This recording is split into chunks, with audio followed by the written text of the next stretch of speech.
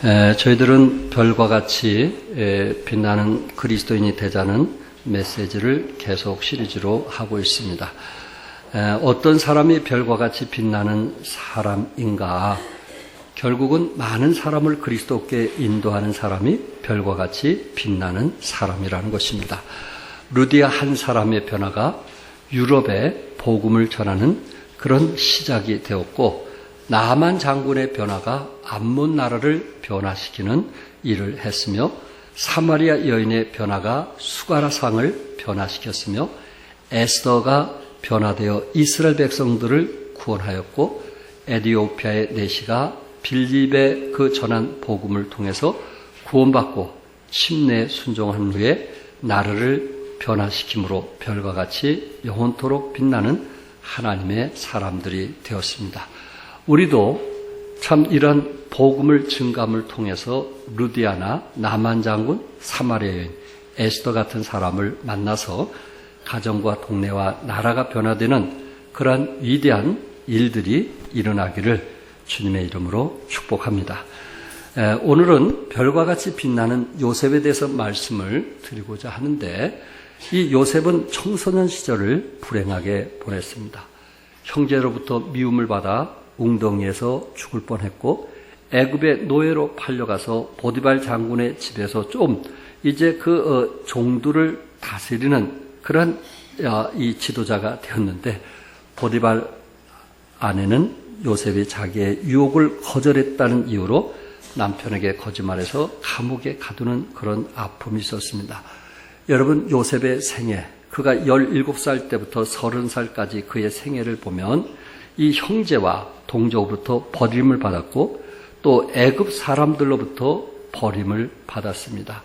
참 어떻게 보면은 버림을 받은 사람으로서 형제와 그 동족에 대한 미움과 또한 어떤 쓴뿌리를 가질 수 있음에도 불구하고, 그 요셉은 오히려 보통 사람의 미움과 쓴뿌리보다는 저들을 용서하고 사랑하면서 저들의 생명을 구원하는 위대한 지도자, 어떻게 보면 별과 같이 영원토록 빛나는 하나님의 사람이 되었다는 것입니다. 오늘 특별히 요셉이 어떻게 별과 같이 빛났을까? 그 부분에 대해서는 첫째, 요셉은 자기 형제들을 살렸다는 것입니다. 45장 1절부터 15절의 내용이 바로 형제들을 살린 내용인데, 그 중에 오늘 그 7절과 8절에 보니까 하나님이 큰 구원으로 당신들의 생명을 보존하고 당신들의 후손을 세상에 두시려고 나를 당신들보다 먼저 보내셨나니, 그러즉 나를 이리로 보낸 이는 당신들이 아니로 누구라고요? 하나님이시라. 형제들을 보는 그 순간, 나를 이리로 보낸 이는 당신들이 나를 미워해서 노예로 판 것이 아니고 하나님이 나를 이곳에 보냈다. 이렇게 말씀을 하고 있는 겁니다. 우리 성경에 보면은 땅에서 풀면 하늘에서도 뭐 할 것이요? 풀 것이요. 땅에서 매면 하늘에서도 뭐 하리라? 매리라는 말씀이 있습니다. 사람에게는 두 종류가 있는 것 같습니다. 어떤 사람은 매인 것을 풀면서 사는 사람이 있고, 어떤 사람은 매인 것을 계속 매이면서 살아가는 사람. 그러니까 어떤 사람은 마음에 한 맺힌 것을 어떻게 하든지 풀면서 살아가는 사람이 있고, 어떤 사람은 마음에 맺힌 것을 원한으로, 쓴뿌리로 죽을 때까지 그 사람에 대한 미움과 증오로 살아가는 사람이 있다는 것입니다. 저는 어떻게 보면 형들은 한번 매인 것을 끝까지 매이면서 살아갔다, 이렇게 말씀을 드리고 싶고, 요셉은 매인 것을 뭐 하면서? 매인 것을 풀면서 살아가는 사람이었다. 이렇게 저는 말씀을 드리고 싶습니다. 요셉은 형들에게 노예로 팔렸습니다.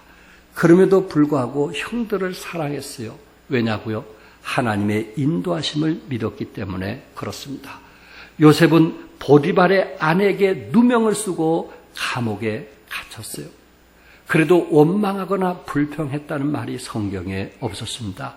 왜? 하나님의 함께하심을 믿었기 때문에 그렇습니다.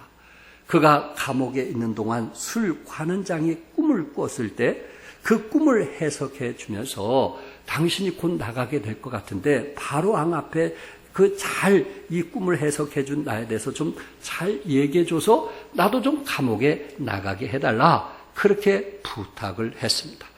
그러나 술 맡은 관원장은 감옥에 나간 후에 왕 앞에서 일을 한다는 얘기는 복직했다는 얘기는 들었는데 전혀 요셉에 대해서는 얘기를 하지 않았던 것입니다. 그럼에도 불구하고 술 관원장에 대해서 섭섭하거나 미워하지를 아니했습니다. 왜 그랬을까요? 하나님의 섭리와 인도하심을 믿었기 때문에 그렇습니다. 그래서 요셉은 오늘 본문에 자기 형들이 가난해서 이 기근으로 굶어 죽게 되었을 때에 양식을 좀 얻기 위해서 지금 애굽으로 내려오게 되었고 그 애굽의 쌀을 막 담당하고 있는 누구를 만났어요? 요셉을 만나게 되었습니다. 원수는 어디에서 만난다고요? 외나무 달에서 만나는, 옳다 잘됐다 하고 어떻게 보면 멱살을 칠 수 있는 그런 상황인데도 불구하고 오늘 본문에 보니까 요셉이 대성통곡을 하고 우는 것입니다. 형제들은 멱살이 잡혔다든지 감옥에 갇힌다든지 이제 죽었구나라는 생각을 갖고 있음에도 불구하고 요셉은 형들을 너무 보고 싶었고 그리워했고 만나고 싶어서 여기에 바로 왕까지 들릴 수 있도록 그렇게 참 눈물로 대성통곡했던 요셉의 모습을 보게 되는 것입니다. 사실 이 장면이 있기까지 이미 형제들은 그 전에 쌀을 한번 얻기 위해서 애굽에 찾아왔습니다. 그런데 요셉은 자기가 요셉이란 말을 하지 않습니다. 그리고 10 형제를 점탕꾼으로 몰아갔습니다. 저들을 더 보고 싶어서 점탕꾼을 몰고 감옥에 3일 동안 있게 했습니다.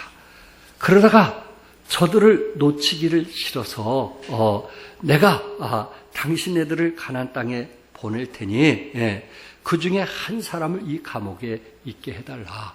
왜냐하면은 당신 집안에 베냐민이라고 하는 사람이 있는데 그를 좀 데리고 오라는 이야기였습니다. 그래서 형제들은 둘째 아들 시몬을 남겨두고 가나안으로 떠나게 됩니다. 요셉이 막내 동생 베냐민을 너무 만나고 싶어서 둘째 형인 시몬을 감옥에 남겨두고 그 형제들이 이제 베냐민을 데려오겠다고 약속을 합니다. 여러분, 그러나 결코 베냐민을 데려온다는 것은 쉬운 일이 아니었어요. 왜? 야곱은 나이도 많고 또한 베냐민을 개인적으로 너무나 사랑하고 있었기 때문에 그렇습니다. 여기 이 베냐민을 데려오라고 했을 때 그 유다, 넷째였던 유다는 지금 요셉에게 무슨 말을 하냐면은 그가 요셉인 줄 모르고 창세기 44장 22절에 보면 우리가 내 주께 요셉에게 말씀드리기를 그 아이는 베냐민은 그의 아버지를 떠나지 못할지니 떠나면 그의 아버지가 뭐하나이다? 죽겠나이다. 만약에 베냐민이 아버지를 떠나면 아버지가 죽습니다. 그래서 베냐민을 데려온다는 것은 거의 불가능한 겁니다. 라는 것을 얘기하고 있습니다. 또한 창세기 44장 28절에서 31절에 보면은 뭐라고 말씀을 했냐면은 하나는 내게서 나갔으므로 요셉을 얘기하는 거예요. 내가 말하기를 틀림없이 찢겨 죽었다 하고 내가 지금까지 그를 보지 못했거늘 지금까지 요셉을 보지 못하였거늘 너희가 이 아이도 베냐민도 내게서 데려가려 하니 만일 재해가 그 몸에 미치면 나의 흰머리를 슬퍼하며 수월로 내려가게 하리니 얼마나 낙심하는지 수월 음부에 내려갈 정도로 고통스럽다는 것을 이야기를 했습니다. 그리고 31절에 아버지가 아이의 없음을 보고 죽으리니 이같이 되면 종들이 주의 종 우리 아버지가 흰머리로 슬퍼하며 수월로 내려가게 함이라. 아버지가 아이의 없음을 보면 뭐하리니 죽으리니. 여러분, 우리가 잘 알고 있는 것처럼 야곱은 그 11 아들 중에 특별히 요셉을 사랑했거든요. 베냐민 낳기 전에 요셉을 너무너무 사랑했거든요. 그래서 형제들이 누구를 미워했어요? 요셉을 미워했어요. 그 아버지의 편애한 사랑 때문에 자식들이 요셉을 미워해가지고 노예로 팔게 되었다는 말입니다. 그런데 지금 요셉을 잃은 후에 더 나이가 들면서 누구를 사랑하고 있는 거예요? 베냐민을 너무너무 사랑하고 있는 거예요. 저는 물론 요셉이 베냐민을 보고 싶어서 거기에 시몬을 남겨두고 베냐민을 데려오라, 그렇게도 우리가 말씀을 드릴 수 있지만 왜 베냐민만 데려오라고 그랬을까? 그렇다면 아버지하고 베냐민하고 모든 사람을 데려오라고 얘기했을 것인데 그 먼 거리를 왜 베냐민만 데리고 오라고 얘기했을까? 저는 여기서 야곱에게 주고자 하는 교훈이 있지 않는가? 야곱이 베냐민을 너무너무 사랑하니까 어떻게 보면은 하나님보다 더 사랑하는 야곱의 모습을 보면서 하나님께서 요셉을 통해서 야곱까지, 아니 베냐민까지 내려놓도록 하기 위한 성경의 원리가 아니겠는가? 여러분, 야곱은 베냐민과 떨어진다는 것은 곧 그 자식들의 이야기를 들어보면 죽는 거와 같았습니다. 그런데 결국 야곱은 그곳에 갇혀있는 둘째 아들 시몬을 살리기 위해서 결단을 하지 않으면 안 되었던 것입니다. 그러면서 창세기 43장 14절에 내가 자식을 잃게 되면 잃으리라는 결단을 하게 됩니다. 야곱은 결코 쉬운 것이 아니에요. 그러나 베냐민을 내가 잃게 되면 잃으리라 하면서까지 그 시몬을 사랑하고 형제들을 사랑했던 야곱의 모습을 보게 됩니다. 하나님께서 아브라함에게 누구를 바치라고 시험하셨나요? 이삭을 바치라고 시험을 했어요. 결코 이삭을 죽이라는 얘기는 아니었습니다. 하나님이 이삭을 통해서 더 크게 쓰고자 아브라함이 과연 이삭에 대해서 하나님보다 얼마나 더 사랑하고 있는가, 그것을 테스트하기 위한 것이었습니다. 그러나 아브라함은 자식보다 누구를 더 사랑했어요? 하나님을 더 사랑했습니다.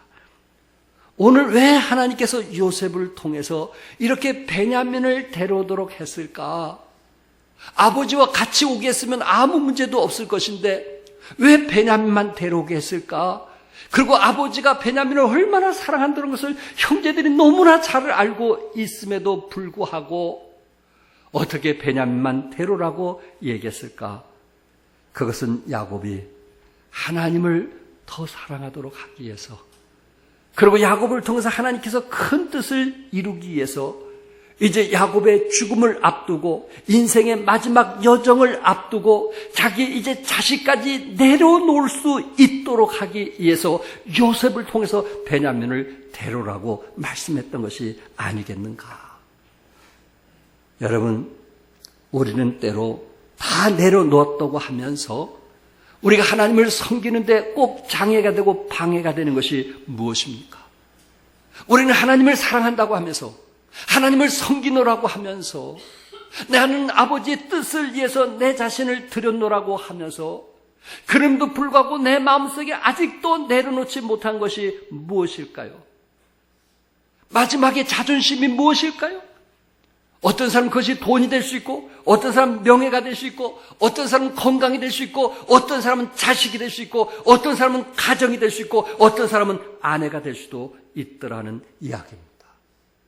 하나님은 그것까지 내려놓기를 원하시는 겁니다.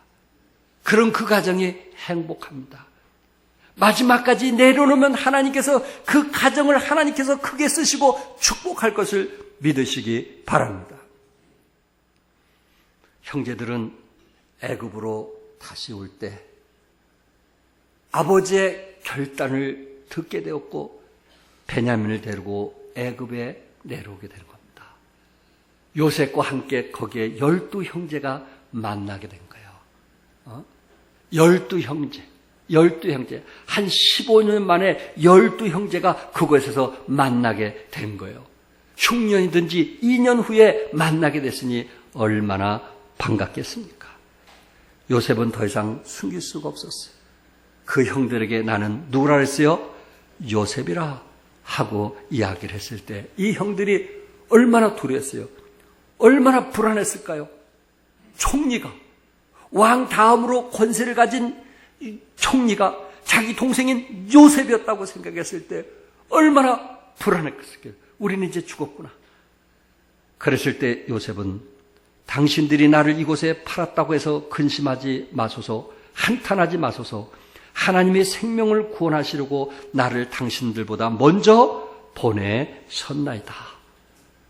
그러면서 앞으로 흉년이 5년 동안 더 흉년을 얻게 될 것인데 하나님께서 당신들의 생명을, 형제들의 생명을 구원하기 위해서 나를 이곳에 먼저 보냈다고 6절, 7절에 고백을 하고 있는 것입니다. 요셉은 형들에 의해서 많은 고통과 아픔을 당했어요. 형제들에게 믿음을 받아서 애굽에 오기도 했고 또 형들이 미워한 것은 하나님께서 저를 통해서 11명의 형제들을 뭐하게 한, 구원하게 한 것이라고 지금 고백을 하고 있는 것입니다. 하나님의 섭리와 인도하심을 고백했던 것입니다. 여기서 우리가 배울 수 있는 교훈이 무엇일까요? 요셉은 분명 역사의 주인이 하나님인 것을 믿었습니다. 역사의 모든 불행은 결코 우연이 아니라는 것을 믿었습니다. 하나님의 절대 주권에 대한 신앙이 있었고 하나님의 섭리에 대한 믿음이 있었기 때문에 그는 형제들을 용서할 수 있었고 하나님께서 당신의 생명들을 구원하게 하여 나를 앞서 보냈다고 고백할 수 있는 사람이 어떤 사람인가? 역사의 주인은 누구시라는 거? 하나님이시라는 거. 절대 주권에 대한 신앙, 하나님의 섭리에 대한 믿음을 가진 사람만이 상대방에 대해서 용서할 수 있고 사랑할 수 있고 이해할 수 있다는 것을 성경은 우리에게 말씀하고 있습니다. 혹시 여러분들 가운데 요셉처럼 어떤 형제들 때문에 또한 어떤 집안들 때문에 또한 어떤 다른 이웃들 때문에 상처와 아픔과 고통 때문에 풀지 못하고 억울함 속에서 눈물 속에서 살아가는 사람 있지 않습니까? 요셉은 어떻게 풀었다고요? 역사의 주인이 하나님인 것을 믿었다는 것입니다. 하나님의 절대 주권을 믿었다는 것입니다. 그래서 저들을 용서할 수 있었고 사랑할 수가 있었던 것입니다. 여기에 형들은 매듭을 풀지 못하고 계속해서 무엇인가에 사로잡혀 살았습니다. 형들은 늘 두려움에 사로잡혀서 살았습니다. 요셉이 채색 옷을 입었을 때 요셉이 맏아들의 축복을 받지 않을까 두려워했습니다. 요셉이 꿈을 꿨어요. 해와 달이 자기에게 절하고 그리고 별들이 11별들이 자기에게 절한 얘기를 듣게 되었을 때 요셉이 그 꿈을 이룰까 봐 두려워했어요. 요셉이 애굽 총리가 되었습니다. 그들은 요셉이 자기들을 벌하지나 않을까 두려워했어요.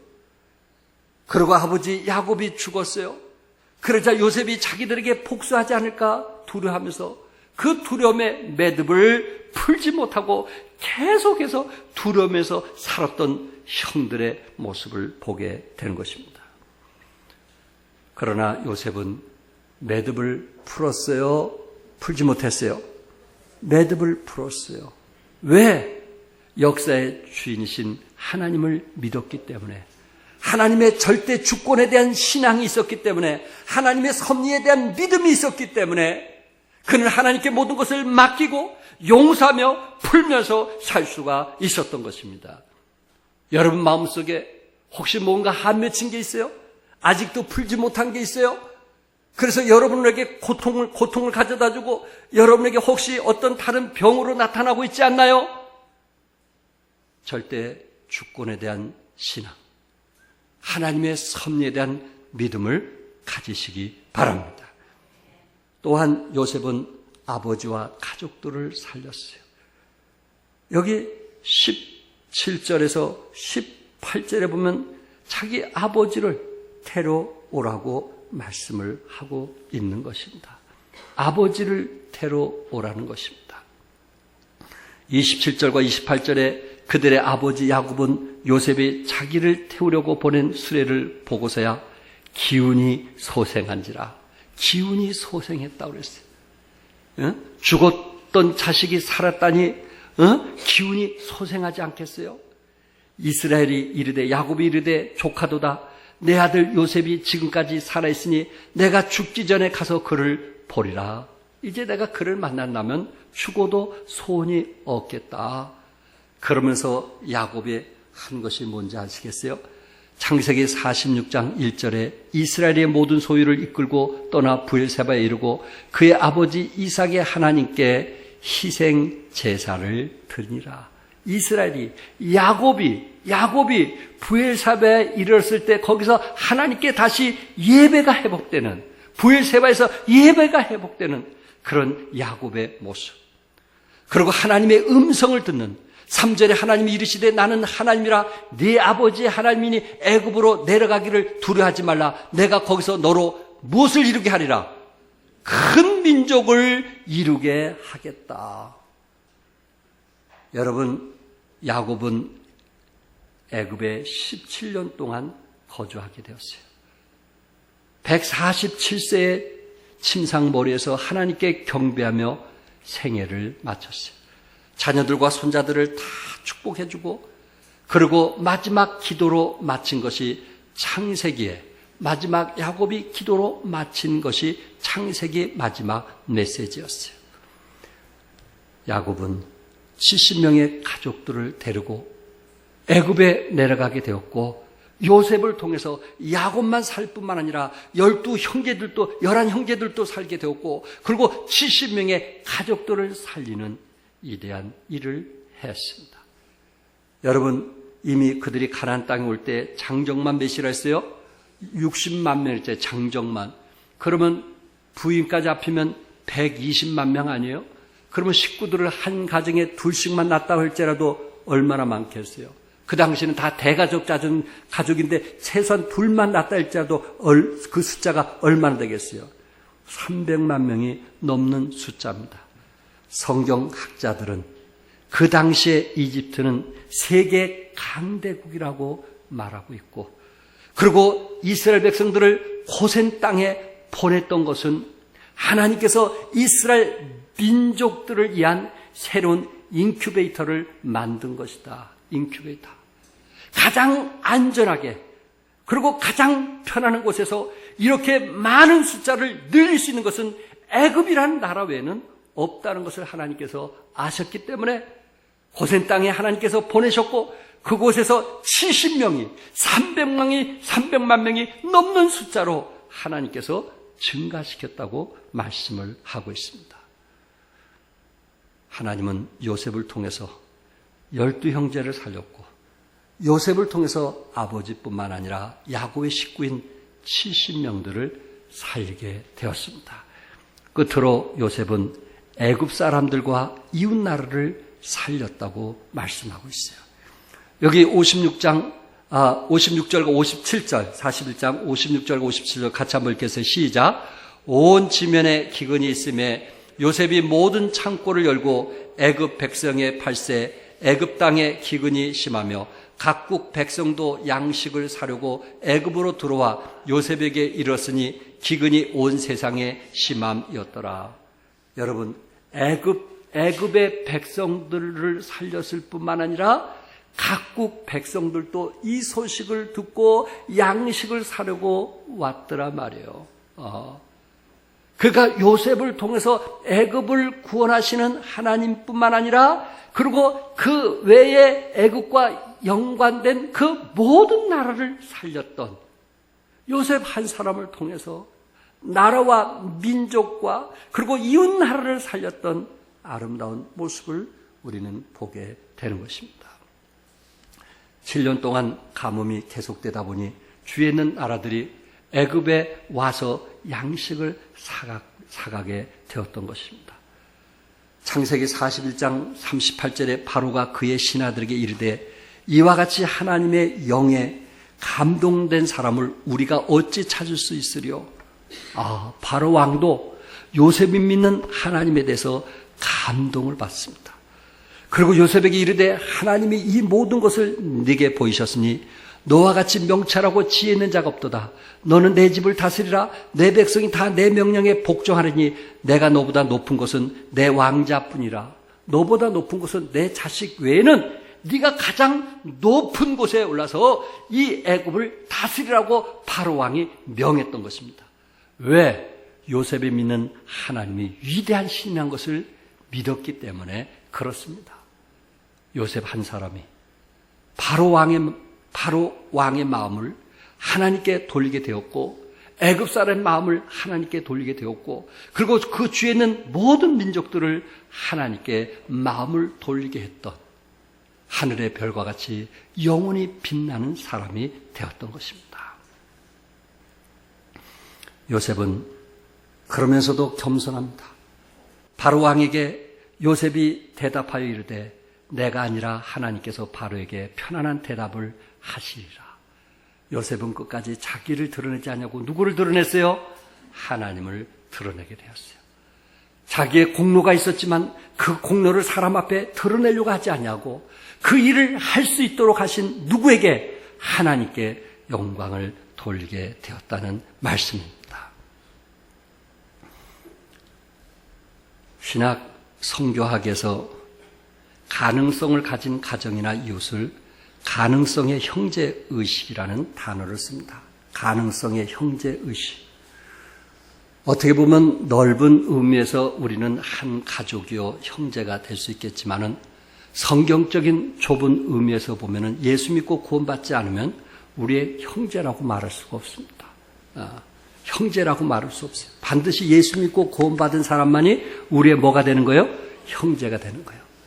그런데 성교학에서는 그런 사람들까지도 가능성의 형제 의식을 가져야 된다라고 말씀을 하고 있습니다. 왜? 저들도 우리처럼 예수님을 개인의 구세주로 영접하면 저희들도 복음을 듣고 구원받으면 우리처럼 하나님의 자녀가 되기 때문에 가능성의 형제의식을 가져야 된다고 말씀을 하고 있습니다.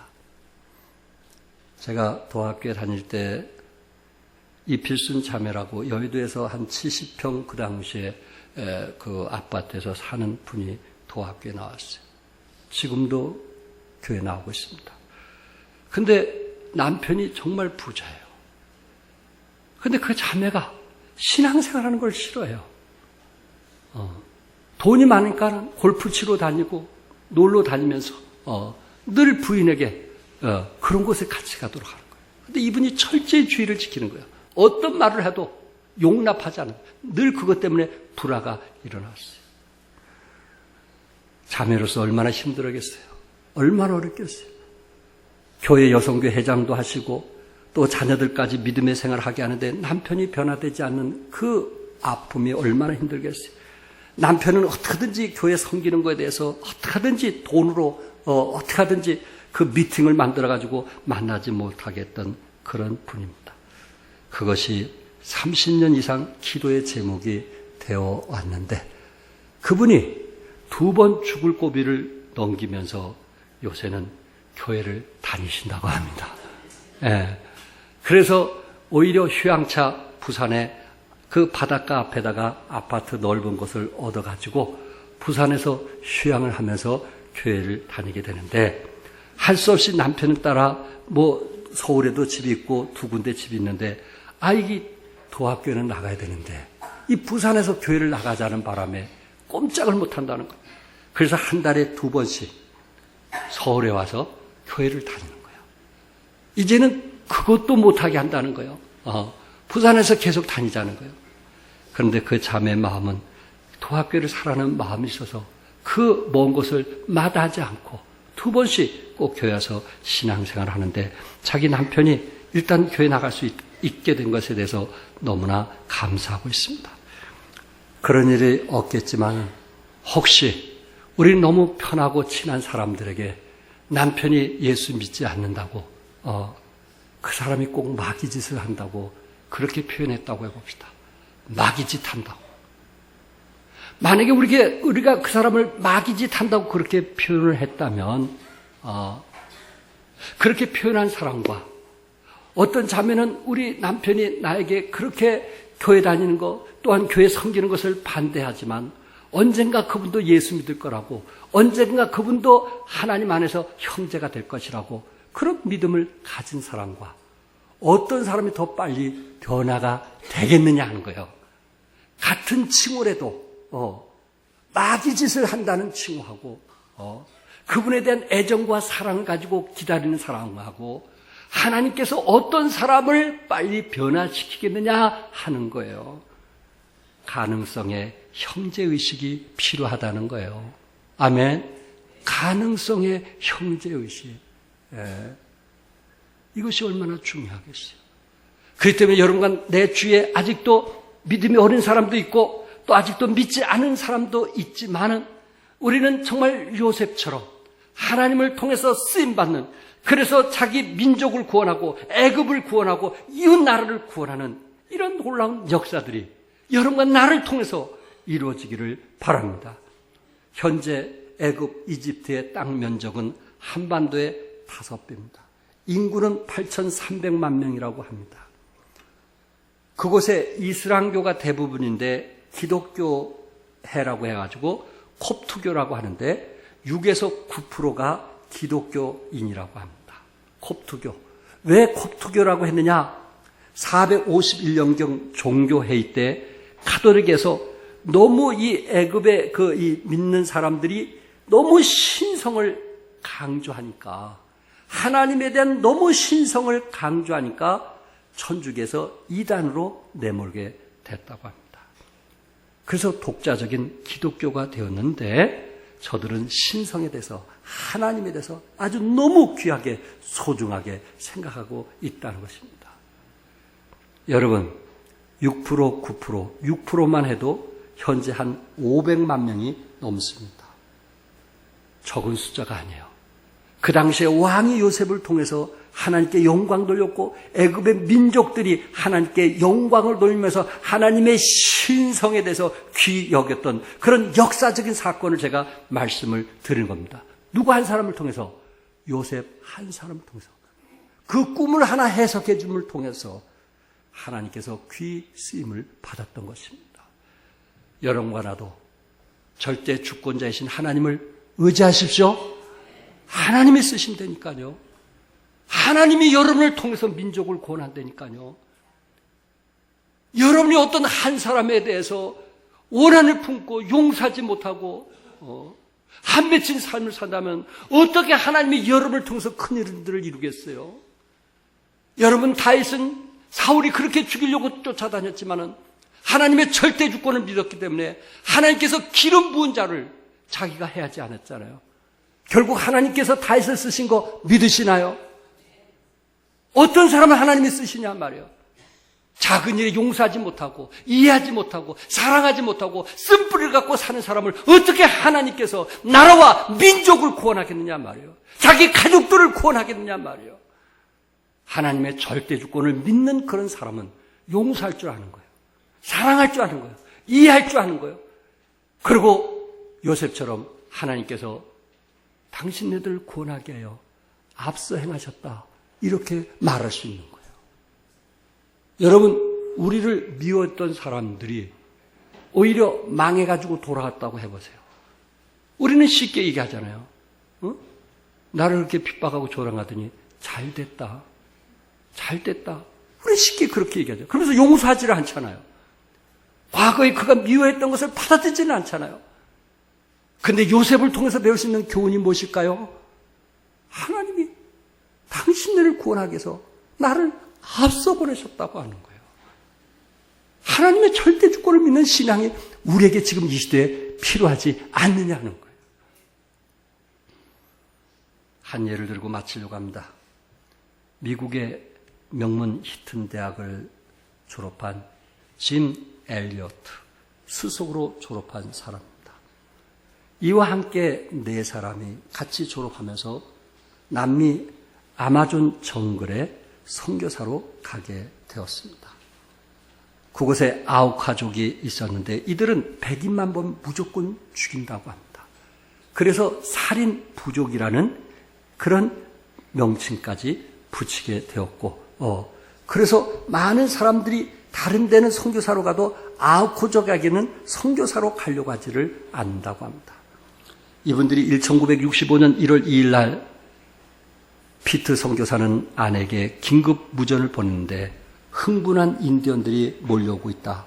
기도해달라. 그 뒤 연락이 끊어졌어요. 결국 그 선교사들은 결국 거기에서 시체로 변하게 되었습니다. 근데 짐 엘리어트 그 아내가 그 자기 남편이 쓴 그 일기장에 영원한 것을 얻기 위하여 영원하지 못한 것을 버린 자는 결코 어리석은 자가 아니다 하는 의미 있는 말을 했습니다. 그리고 그 5 부인들이 홀자매가 된 거죠. 우리 남편들이 한 20대 된 사람들인데 우리 남편들이 먼저 가서 죽은 것은 우리가 후발대로 떠나기 위해서 그들이 먼저 가서 죽은 것이다. 그러니 우리가 다시 가서 선교를 하자 하고 그 홀 5 자매가 준비를 하는 겁니다. 풀뿌리 캐는 법을 배우고 도마뱀을 잡아먹는 법을 배우고 정글 생존 훈련을 하고 그리고 2년 동안 간호학을 공부를 했습니다. 그리고 자기의 자식들을 데리고 아우카 부족에 가서 죽을 수도 있는데 남편처럼 죽을 수도 있는데 20대 된 젊은 자매들이 자식들을 데리고 가는 것입니다. 그곳에 가서 일을 하는데 이 아우카 부족의 특이한 것을 발견했는데 남자들은 죽이는 일은 있다 할지라도 여자들은 죽이는 법이 없다는 겁니다. 그래서 이 선교사 부인들이 마음껏 일할 수 있었어요. 식모처럼 종처럼 부족들을 섬기고 산모들과 병든 자들을 치료해주고 농사법을 가르쳐 줬어요. 그리고 저들에게 언어를 가르쳐주기 시작을 했습니다. 2년이 넘은 후에 그들이 묻는 겁니다. 왜 당신네들이 내가 보니까 똑똑한 것 같은데 많이 배운 것 같은데 왜 이곳에 와서 이렇게 고생을 합니까? 라고 얘기했을 때 이미 2년 전에 당신네들이 우리 남편을 죽이지 않았냐. 우리는 남편이 못한 일을 하기 위해서 이곳에 왔다. 그 얘기를 듣고 추장이 무릎을 딱 꿇더라는 겁니다. 당신이 믿는 하나님이 뭐길래? 남편이 죽었는데 어떻게 당신네들이 후발대로 올 수 있느냐? 결국 부족들이 예수를 믿고 구원받기 시작을 했다고 합니다. 그리고 순교한 선교사 중에 네이트 세인트의 아내는 유복자가 태어나서 그가 성장하면서 결국 아우카족의 선교사로 가서 선교의 일을 감당하게 되었고 그리고 현재까지 그곳에 1000여 명의 주민들이 예수님을 믿고 구원받았다는 놀라운 이야기입니다. 몇 명이요? 1000명이. 20대 자기 자식들을 데리고 어느가 자기 자식들을 데리고 갈 수 있겠어요? 남편도 없는 그곳에. 그러나 남편이 했던 그 일을 우리가 대신 해야만 된다라는 생각. 저들은 이 땅에서 영원히 빛나는 것보다는 하늘나라에서 영원히 빛나는 별이 되고자 기꺼이 자기 자신들을 드렸고 헌신했던, 그래서 1000여 명을 예수 믿고 구원받게 했던 이런 놀라운 역사들을, 이것을 영화로 제작을 해서 보여주게 된 것입니다. 사랑하는 성도 여러분, 이 땅에서 잠깐 사는 것을 위해서 우리 자신들을 투자하겠습니까? 그렇지 않으면 영원한 빛나는 별이 되기 위해서 여러분과 내가 영혼을 돕는 일에, 사람들을 돕는 일에, 우리 가정이 말씀 공부하는 가정이 되도록 하지 않겠느냐 하는 것입니다. 어떤 것이 영원토록 빛나는 것인지 우리가 다시 한번 결단할 수 있기를 바라고, 그 일에 헌신되는 여러분과 내가 되기를 주님의 이름으로 축복합니다. 기도하겠습니다.